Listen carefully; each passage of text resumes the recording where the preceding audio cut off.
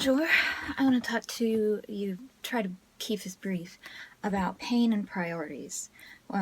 Living with a chronic pain condition means that I'm in pain all the time. In the winter when it's cold, my pain gets worse. That's just the way it is.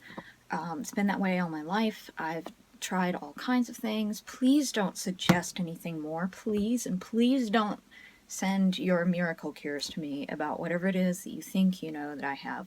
Please don't. Please stop. I'm serious. So pain takes energy. Pain saps my energy. It absolutely drains my energy.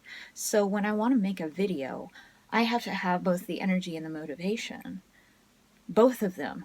So when I do have energy, usually I've been in such a low ebb of energy that there are a lot more things that are higher priority than making these videos. However, these videos are really important to me as a place of self-expression, because if I don't express everything that's going on inside me to someone, anyone, if I don't get this out of me, it crushes my spirit. And another thing that gets in the way of me making these videos is that thanks to the judge's decision where he nitpicked over everything that my therapists and nurse practitioners had ever said, and like found contradictions, and any little tiny thing that I did he took as a sign that I could hold a full-time job. Like me living independently apparently meant that I can hold a full-time job on top of that. And I believe that most people who are disabled live in the huge thing between being able to hold a full-time job, to sustain gainful employment enough to live on all year round, and being so unable to take care of yourself you have to be spoon-fed. I believe most disabled people fall in between these two things.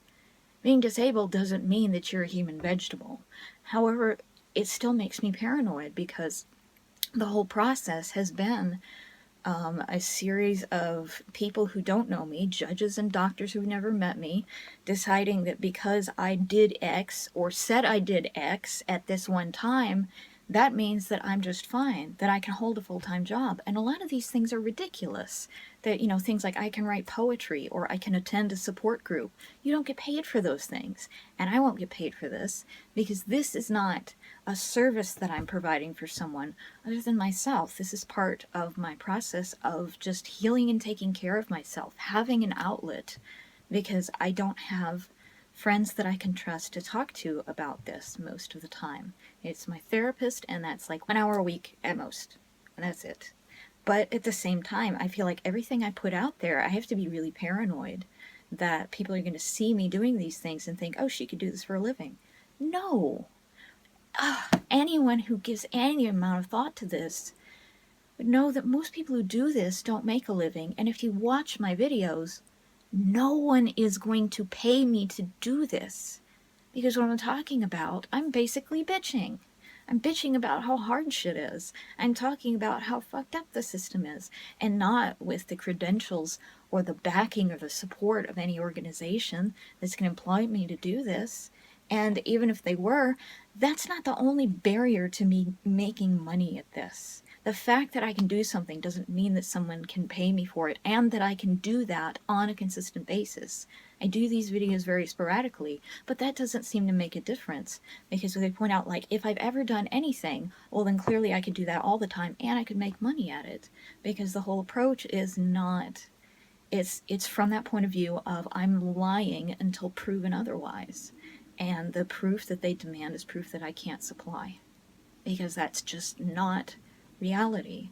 But neither is their picture of disability a reality.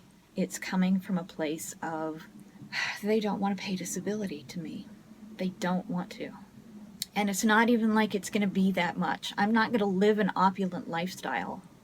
But I really do need this because there are so many things, so many more things between me and gainful employment than just being able to do something occasionally. Anyway, the last few days have been really hard, and I've been in a lot of pain because it's been really cold here in North Carolina, and I tried recording several videos about this, but they were all way too long, and I didn't have enough motivation and energy and drive to actually edit them down. So I'm trying to make this one a really short one, just about why I've done a little bit of the work toward making videos, but in the end failed because There's too much that I have to say, and I was distracted with pain. The cold was so bad here, and the cold made my pain so badly that I didn't sleep for 2 nights. And if you're in such pain that you can't sleep for 2 nights, there's not really a lot productive that you can do. And this is still the best of bad options. One other thing that I want to talk about is people, when they hear my situation, will say, why don't you go live in a shelter? And these are people who have never been in a shelter and who have never talked to people who have lived in shelters. This really pisses me off, that they think that I would be better in a shelter. You know what's in a shelter? Other people, lack of privacy, and invasion on my personal space. Here I have a door that I can lock. I have a private space. Here at least I have some modicum of safety. And in addition, the living conditions in shelters are really awful. The staff are often very abusive. Sometimes you can't stay there for very long. And there are other people who are absolutely in desperation. And when people are in desperation, they're not really at their best or safest or kindest. People have killed other people in shelters around here. This has actually happened. And people just don't know about this because all they think is if you're homeless, you should be in a shelter. I would rather die freezing in my car than ever be in a shelter because I hate being forced into contact with other people not of my choosing, and I wouldn't be able to have most of my things that I use to take care of myself, and I might not even get to sleep enough to take care of myself physically. In addition, I'm single, I'm a woman, I'm disabled. I am a prime target for violence and harassment. And this is just without even being in a shelter. Being in a shelter would be humiliating, it would be degrading, and it would be unsafe for me because the staff there in many shelters don't really care. Some of them do, some of them don't, but it's like Russian roulette. Shelters are not like this haven that we think that they are. It would exacerbate my complex PTSD to a point where I would be insensible with trauma all of the time.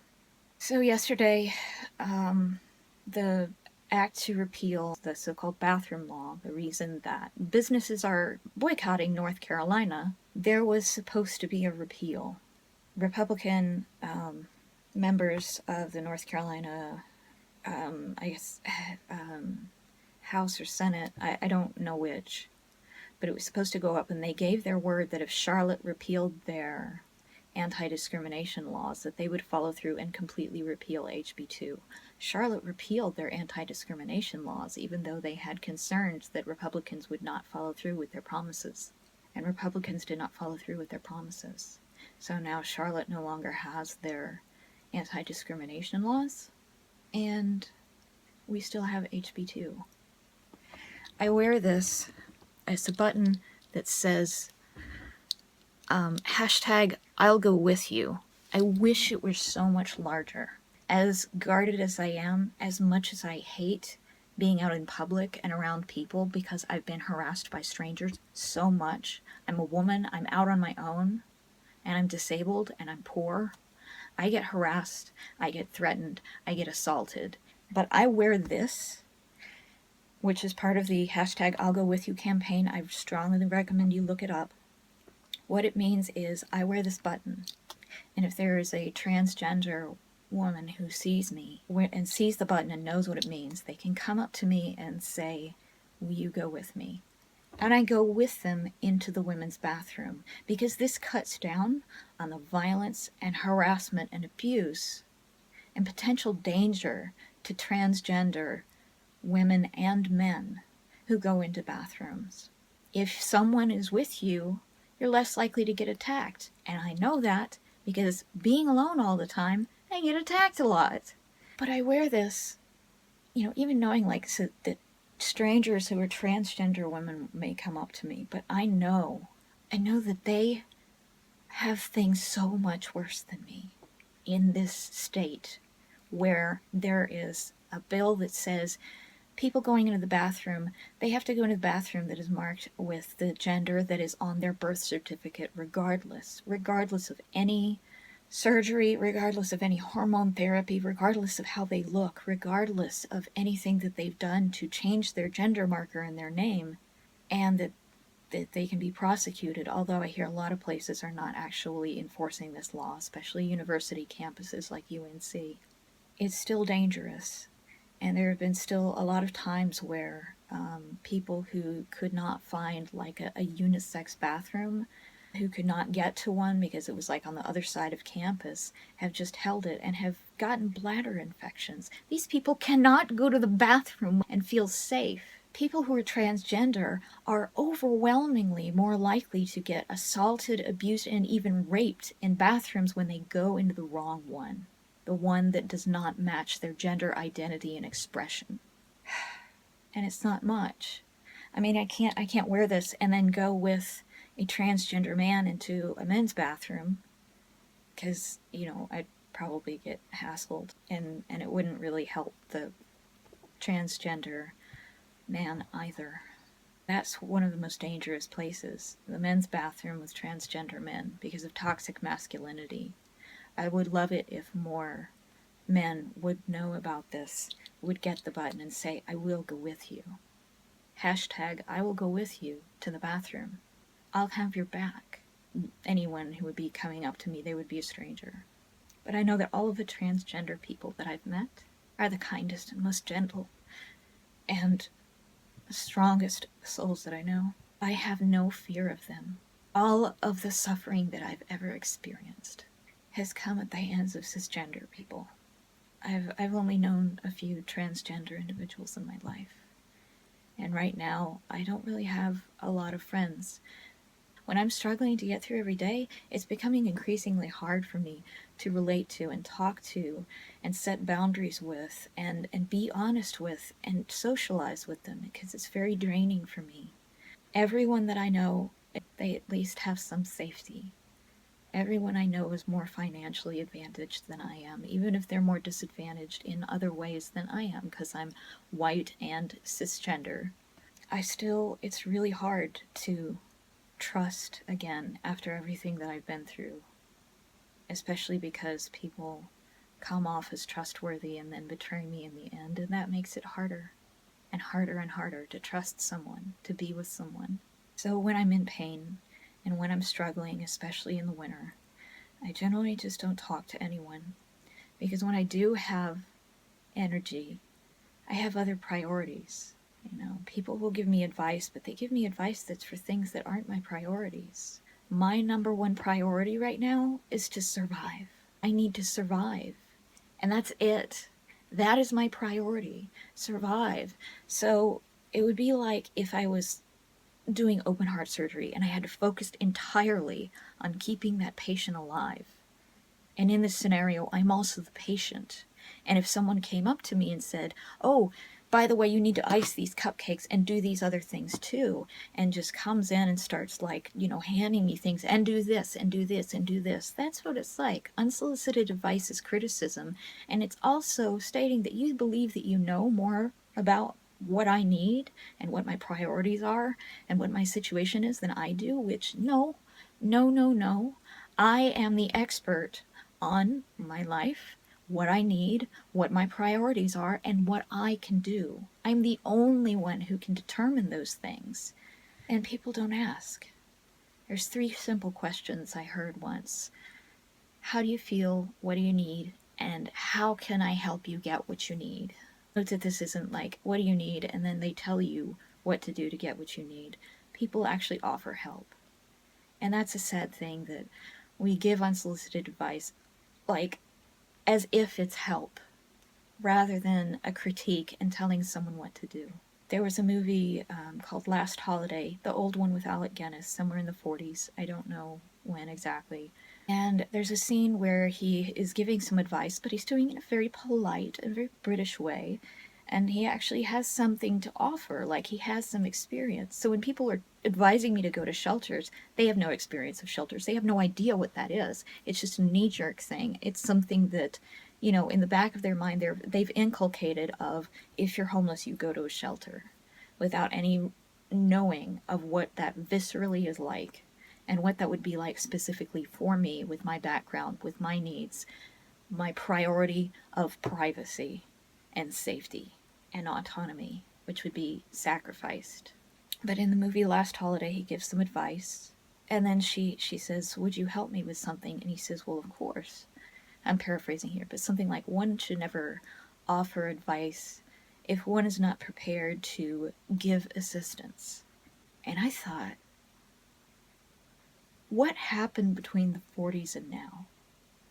What happened that we have replaced actually helping people with criticizing how they're doing things and telling them what to do and believing that we are virtuous in doing this, rather than compulsive adviseaholics who don't even think about the impact about what we're doing, who can glibly say, anytime you need anything, give me a call, and then every time I call, they have something else more important.